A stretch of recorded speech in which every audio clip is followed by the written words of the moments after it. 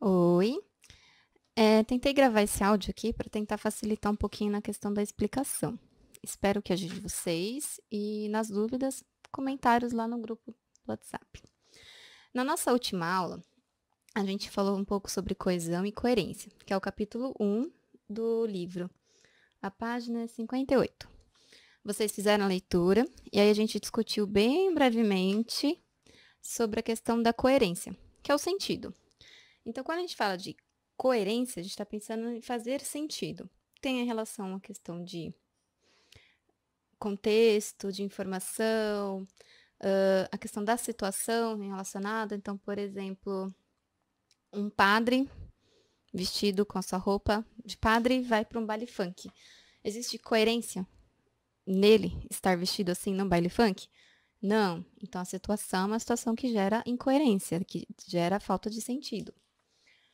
Para a aula de hoje, a gente vai falar um pouco de coesão textual. Lembrando que esse tópico a gente viu ano passado, então eu vou acabar sendo repetitiva, provavelmente, e para alguns vai ser informação nova. Então vamos lá, seguindo os slides. Quando a gente fala de coesão, a gente está pensando na ligação. É a parte sintática do texto, então. Se é a parte sintática, a gente está querendo saber como as palavras estão juntas, como elas estabelecem significados entre si. Uma das partes que a gente pensa em coesão é a concordância, por exemplo, nominal e verbal. Tá? Claro que se eu tenho concordância nominal, concordância verbal, eu também tenho a concordância no sentido. Então, para existir uma coesão perfeita, a conexão das palavras e também o sentido dessas palavras tem que ser claros, tem que ser coerentes. A coesão, ela estabelece conexões, então, essas articulações. Nós iremos estudar esses tipos de articulações, esses tipos de conexão dessas palavras. Vamos lá. A gente tem dois tipos de coesão textuais, lembrando que isso eu tinha colocado na lousa, que é o coesão textual endofórica e a exofórica. Endo, essa palavra endo vem do grego, que significa dentro. Esse ex é de fora. Lembra de ex-namorado, está fora da sua vida. Dentro do texto, então, são palavras que, quando a gente lê um texto, elas estão conectadas dentro daquele recorte de palavras. Quando a gente fala fora do texto, é que é um conhecimento que eu tenho que ter além do que eu estou vendo naquele texto, além daquelas palavras. Então, a gente vai começar com a endofórica. O processo endofórico. A conexão entre as partes dentro de um texto que forma a coesão textual a partir do processo endofórico. Ele é dividido em três partes: referencial, sequencial e interfrásica. A gente não vai ver essa aqui, tá? O meu foco são nas duas primeiras, principalmente, na verdade, na referencial, que é o que a gente tem que ter muito claro na hora de escrever um texto. Então, vamos lá. Coesão referencial. Então, dentro do texto endofórica, a gente pode fazer a coesão referencial. O que ela faz? Ela evita que haja repetição dos termos dentro de um texto. Ou seja, ela aponta para outros elementos do texto a fim de acrescentar novas informações ou mesmo tirar a questão da repetição, que já é muito importante. Ela ocorre de dois modos. Ela pode ser, esse termo pode ser retomado, pode ser referenciado de modo anafórico ou então de modo catafórico, de acordo com o tipo de palavras que você usa e a construção sintática. E ela também pode acontecer por elipse. A elipse é uma coisa que vocês veem muito. Então, vamos ver lá cada um separado. Coesão referencial. Lembrando que vocês terão esse slide para ler as informações com calma também, tá? Então, a coesão referencial, ela pode ocorrer de seguintes modos: por pronominalização, uso do pronome, substituição de léxico, palavra, definitivação, é a utilização do artigo definido, elipse e a verbal. Então, por exemplo, quando a gente faz a substituição por pronome, a coesão referencial Indofórico por pronome seria assim. Ana gosta de chocolate. E ela ama paçoca. Ela, o pronome ela está substituindo a palavra Ana. Então, para não repetir o nome da Ana 2 vezes, eu troco o substantivo por um pronome. Pronominalização. A gente tem os usos dos pronomes relativos. Ana, que gosta de doce, come paçoca. Ana, que. Esse que está substituindo também, fazendo referência também ao nome da Ana, a pessoa Ana. Isso também é um processo de pronominalização. Substituição lexical. É quando a gente troca uma palavra. É aquela ideia do sinônimo que vocês viram com a professora Renata, na parte de gramática. Tá? Definitivação. Tem um exemplo depois que eu apresento. E os outros, na verdade, tem exemplo. Deixa eu seguir o slide. Então, por exemplo, do processo anafórico. Peraí. Ah, tá aqui. Então, tá. Quando a gente faz o processo anafórico, quando a gente... Peraí. Eu vou explicar dentro dos exemplos, eu vou explicar o processo anafórico e o catafórico. Mas pensando na palavra, quando a gente fala desse processo anafórico, é porque a substituição, ela foi feita depois. Então, a gente tem o termo principal, por exemplo, Ana ama doce. E aí, depois, eu substituo esse termo pelo pronome. Por exemplo, ela. Então, ela gosta de paçoca. Eu substituí o Ana pelo ela. Esse ela aparece depois de Ana. Tudo bem até aqui? O ela, eu sei quem é o ela, quem é a pessoa ela, porque já apareceu antes a definição de quem é. E se apareceu antes, eu estou falando desse processo anafórico. Está antes. Agora, se fosse ao contrário, por exemplo, ela gosta de paçoca. A Ana é viciada nesse doce. Ela gosta de paçoca. Eu não sei quem é esse ela. Esse ela vai aparecer o significado, me dizer quem é a pessoa, depois da informação seguinte. Então, se eu descubro depois o significado da informação, quem é o referente, eu estou falando de catafórico, um processo catafórico. Aí vocês lembram da catapulta, que lança a informação, lança o ser lá para frente. Agora com alguns exemplozinhos, para vocês visualizarem. Pronominalização. Então, processo anafórico por pronominalização, por uso de pronome. Ana viu um rapaz na praia. Ele tinha os cabelos verdes. Ele quem? Um rapaz. Então, o pronome ele substitui o rapaz. E a palavra aparece antes. Então, aqui eu tenho o processo o ele, sofre um processo de anafórico, porque faz referência a uma palavra que apareceu antes. Agora, por substituição. Ana viu um rapaz na praia. O bonitão tinha os cabelos verdes. O bonitão, eu sei quem é, porque essa palavra já apareceu, o ser referente a este adjetivo já apareceu antes, um rapaz. Eu troquei, substituí a palavra rapaz, substantivo, por um adjetivo, o bonitão. Então, além de falar que ele é um rapaz, eu já dei até uma característica, uma informação a mais com essa substituição. A informação aparece antes, quem é o bonitão, processo anafórico. Definitivação. Ana viu um rapaz. O rapaz tinha os cabelos verdes. Eu só substituí o artigo indefinido, pelo definido, o. Só que isso acaba mudando o significado. Então, quando a gente fala Ana viu um rapaz, é qualquer, passa um cara e olha só um homem, é legal. Mas quando a gente coloca o artigo definido, não é mais qualquer rapaz. É um específico, um bem definido, um dentre todos que se destacou. É aquela coisa de paquera na baladinha. Ai, eu vi um menino passando, dança legal. Eu vi o menino passando, o menino legal, que dança bem. Então, o uso do artigo definido e indefinido, eles são muito importantes para a transmissão de um tipo de informação, ok? Eu tinha a indefinição e eu transformei em definição. Essa definição, ela veio depois que eu reparei mais atentamente neste rapaz. Processo anafórico. Outros exemplos, agora de catafórico, ou seja, a informação aparece depois do referente. Então, vamos lá. Um infeliz conseguiu o inevitável. João zerou a prova de português. Um infeliz.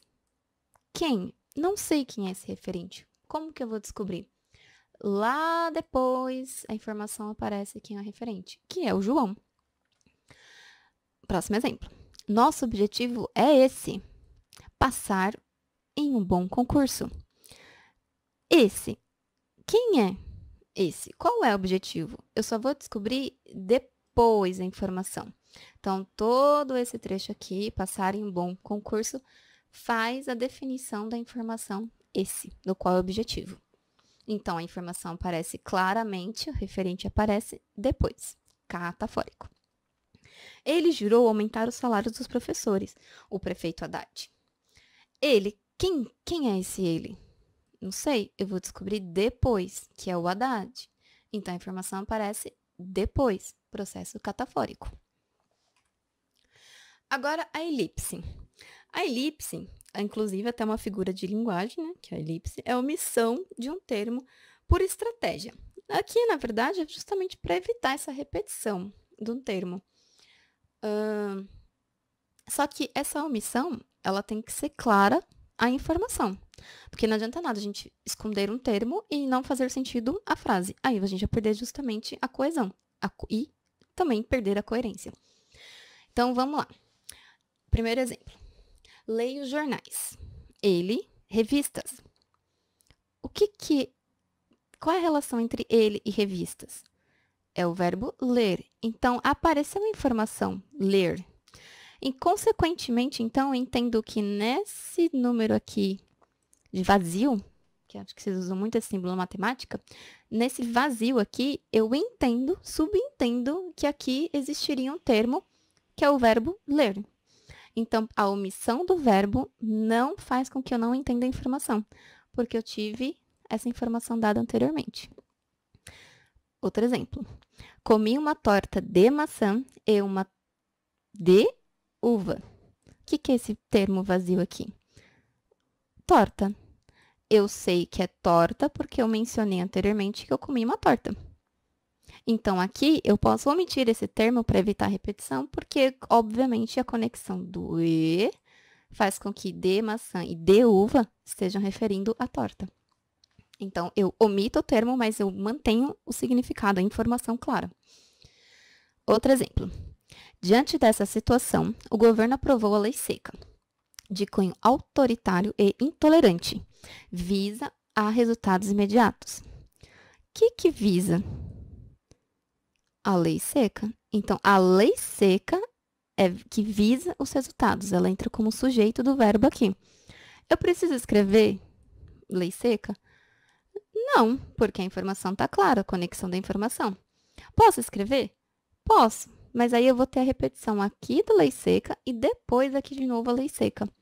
Então, para evitar essa repetição, a gente acaba tirando o termo, como acontece depois. Lei seca visa resultados imediatos. Porém, é apenas um passo para conscientizar a população. Aqui, de novo, faz a mesma omissão. Então, para não repetir pela terceira vez a palavra lei seca, evitar essa repetição, eu omito o termo. Porém, a informação sintática está bem construída, a coesão, a coerência, a gente sabe de quem está sendo falado, do que está sendo falado, porque é sobre a lei. Agora, a gente vai para a coesão sequencial, a questão das sequências. Eu vou falar bem brevemente, porque na apostila de vocês, na página 63, tem um quadro bem legalzinho sobre essa sequência por coesão, que são pela utilização dos marcadores linguísticos. Então, eu quero que vocês façam a leitura depois dessa tabelinha, tá? Então, vamos lá. Quando a gente fala de coesão sequencial, pense em sequência, relação entre as ideias, obviamente uma relação lógica. Porque se a gente não tem uma relação lógica, a gente não vai ter sentido, ok? Como que a gente faz a sequência? Então, além dos usos das conjunções, como sempre falo, use conjunções, conectem períodos, conectem parágrafos, crie sequência, progressão argumentativa. A gente pode usar os advérbios. Então, por exemplo, advérbio. Primeiramente, eu vou falar sobre tal coisa. O advérbio, primeiramente, ele apresenta um começo de informação. A primeira coisa a ser dita. Isso já cria uma progressão argumentativa. O que vier depois entra como novos itens, o segundo, o terceiro, e assim por diante. A expressão isto é, ou seja, quer dizer, ou melhor, em outras palavras, em síntese, em resumo. Todas essas expressões, quando a gente coloca, elas acabam criando uma conexão do que foi dito com um detalhamento do que vai ser falado sobre a mesma coisa. Então, por exemplo, a expressão isto é. Você fala uma informação e você coloca isto é. Você vai explicar com mais detalhe, com mais cuidado, a informação que foi dita primeiramente. Então, essa expressão ela vai criar justamente essa ligação do que foi dito com uma informação mais detalhada sobre essa mesma coisa. Ok?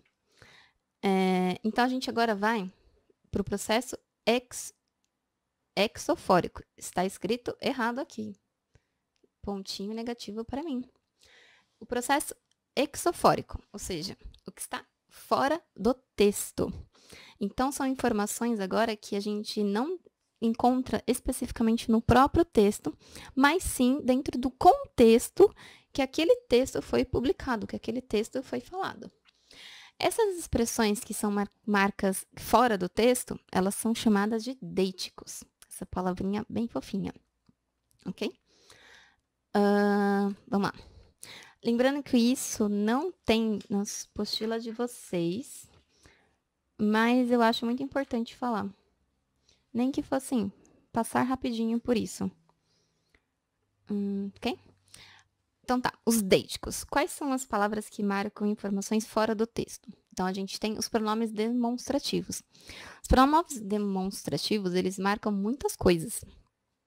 Então, eles podem marcar a questão de tempo e também a questão de espaço.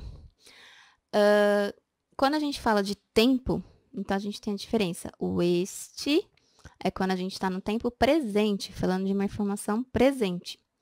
O esse é quando a gente fala de um passado ou de um futuro, ou seja, que dentro do discurso narrativo ele está um pouco afastado daquele personagem. E o aquele é quando a informação é um passado muito distante. Tem gente que começa a redação falando assim, naquele tempo, da antiguidade, é porque é um passado já muito, muito, muito, muito longe. Tá? O pronome demonstrativo marcando espaço. A gente tem o este, quando a gente está perto do emissor, quando o emissor fala de algo que está perto dele. O esse, quando o emissor fala algo que está perto do receptor, ou seja, com quem ele está conversando. Então, por exemplo, este livro é legal. O livro está perto de mim, que estou falando. Esse livro é legal. O livro está perto da pessoa com quem estou conversando. Aquele livro é legal. É um livro que está afastado tanto de mim que estou falando, quanto de vocês que estão ouvindo. É um livro bem distante. Para entender os pronomes, então, demonstrativos, a gente tem que fazer referência justamente em relação ao tempo e ao espaço. Então, se a gente coloca um este ou um esse, a diferença é justamente de que período que você está falando dentro do contexto. É muito difícil explicar demonstrativos sem exemplos de texto. Então, por isso que eu não vou ficar nesses detalhezinhos sobre isso. Então, dentro da correção de um texto, eu acabo apontando essas coisas para vocês. Uma informação a mais é que ano passado, o vestibular do Enem, ele acabou desconsiderando os erros com essa questão do uso dos pronomes demonstrativos, de este, esse, porque como é bem difícil definir quando usar cada um, há controvérsias, há teorias mirabolantes, o vestibular acabou aceitando como uma abertura desse uso de este e esse de modo aleatório, entre aspas, tá? Aqui tem alguns exemplos de demonstrativos. Então, vou ler só com vocês. Esta é minha irmã. Esta. Quando eu falo esta é minha irmã, então eu estou falando da menina que está próximo de quem está falando, locutor. Essa é a minha irmã. Eu estou falando da menina que está próximo ao ouvinte, da pessoa com quem eu converso. Aquela é minha irmã. Essa menina está longe dos interlocutores. Afastada. Dentro de um texto, como a gente usa o pronome demonstrativo para fazer referência às pessoas? Aqui é um exemplo. Raquel e Ana foram, só existe um M, viajar. Aquela foi para Paris, esta para Praia Grande. Quem é o aquela? De quem é o referente deste aquela? Como que a gente sabe qual é a coesão desse nome? Com quem ele faz referência? Aquela é o termo que está mais afastado. Então, quem é? Raquel ou Ana? Quem está mais afastado é a Raquel. Então, a Raquel foi para Paris. O termo mais longe. O esta faz referência ao termo mais perto. Então, dentre Raquel e Ana, qual é o termo mais perto? É a Ana. Então, a Ana, tadinha, foi para Praia Grande. Quando a gente usa, então, essa referência do aquele, do este, dentro da escrita, a gente tem que pensar nisso. O termo mais distante e o termo mais perto em relação ao distante. Raquel e Ana. Nesse caso, a gente não usa o pronome esse, tá? Essa construção. Aquela X, esta X, só fica no aquele e no pronome este, tá? O esse não aparece aqui. Ok? Qualquer coisa, dúvidas, podem mandar depois no WhatsApp. Alguns exemplos de deíticos que marcam informação fora do texto. Então, por exemplo, amanhã eu estarei aqui. Quando é esse amanhã? Não sei. Se o texto não tem data, a gente nunca vai descobrir quando é esse amanhã. Estou lendo hoje o texto no dia 24 de março. Então, amanhã é dia 25.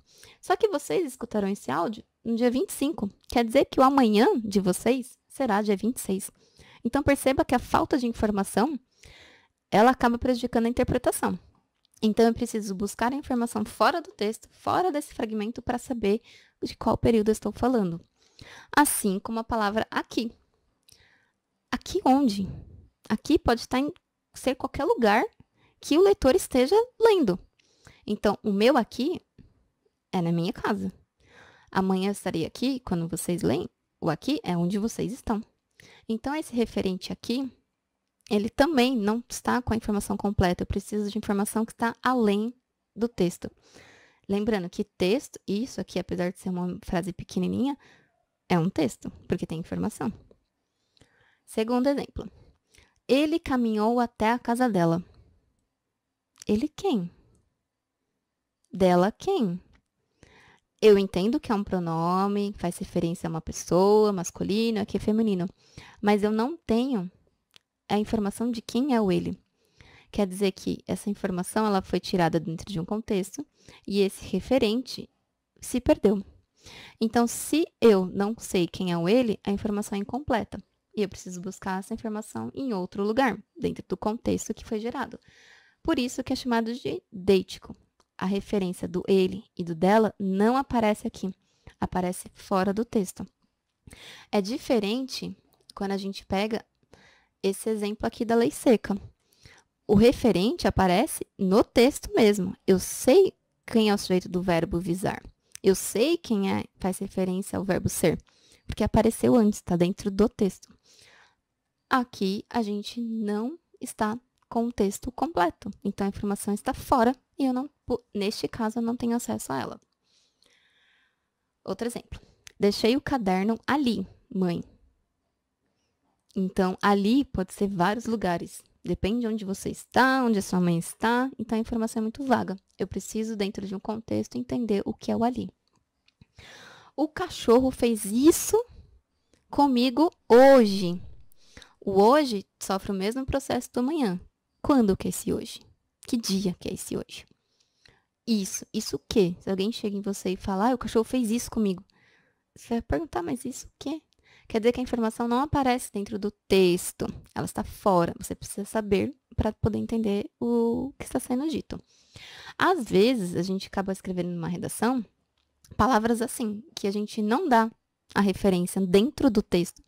Claro que dentro do contexto a gente consegue entender, mas a palavra não aparece no texto. Então, é como se a gente tivesse, por exemplo, escrito isso, o pronome aqui, isso, no seu texto, mas aí vocês não colocam, não definem o que é isso.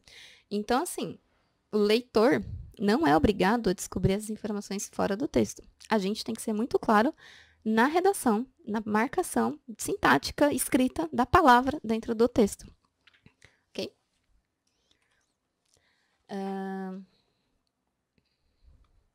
Mais exemplo. Desculpa. Aqui são exercícios. Então, dentro da parte teórica, é isso. A gente tem o processo de coesão por endofórico, endo, dentro do texto, e exofórico, fora do texto. Exofórico, esse fora do texto, a gente está falando dos deíticos. Dentro do texto, a gente tem a questão do referencial, que entra anáfora, catáfora, tem a elipse, tem a substituição por outra palavra, por um pronome, por troca de artigo definido e indefinido. E a gente tem a sequencial, que são as expressões que criam o elo das orações, das informações, que aí são as conjunções, os advérbios e algumas expressões colocadas. Ok? O que vocês irão fazer? Este exercício, que está marcado aqui, o 1, o 2, dá para fazer o 3, o 4, o 5, o 6, o 7 e o 8. Vocês façam no caderno de vocês. E aí, me mandem a resposta com uma foto ou um arquivo de Word. E aí eu corrijo com vocês na sexta-feira, tudo bem? Então, abraços, dúvidas, podem mandar mensagem. Esse foi meu primeiro vídeo teste de gravação. Se der certo, as próximas aulas eu mantenho essa estrutura de mandar vídeo, ok? Até mais!